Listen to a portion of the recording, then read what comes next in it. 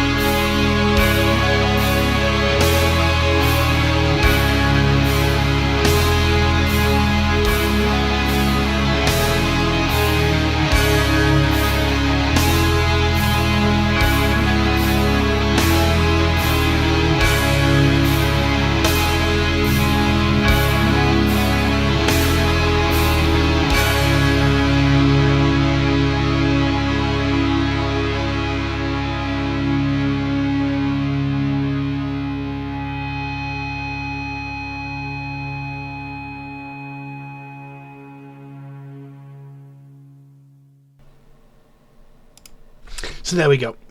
Sear Me 3 by My Dying Bride.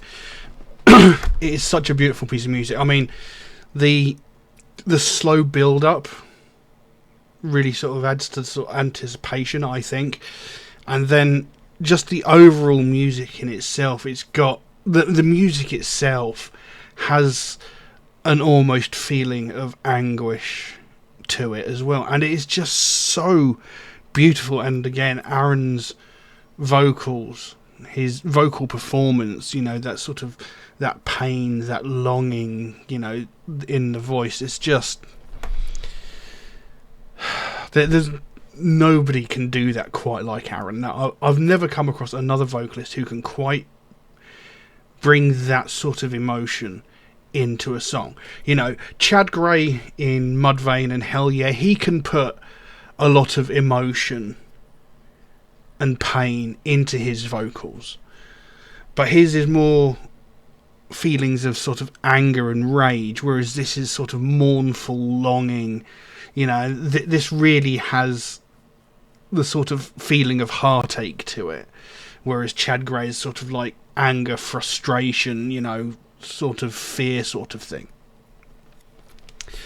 And the actual song itself, it doesn't actually have much in the way of lyrics. I mean, the song's close to 6 minutes long, give or take,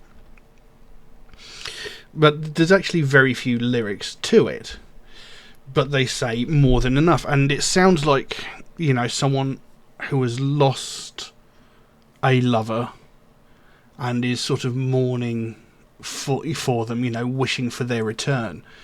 Because it opens with, "Come to me, comfort me, take my hand." So, excuse me. So, you know, come to me, comfort me, you know, that's either like, I want your spirit to embrace me, comfort me, make me feel better, you know, take my hand, take me with you, almost, you know. I mean, he could be talking about someone who is still alive, but in the essence of the rest of the lyrics, it sounds more like wishing for the spirit or the ghost of this loved one to come back to him, you know, to comfort him, to tell him everything is going to be okay, because, you know, the loss of this person has made him feel so sad, so lonely, and sort of almost feels like giving up. In your arms, in your eyes, I will be forever yours.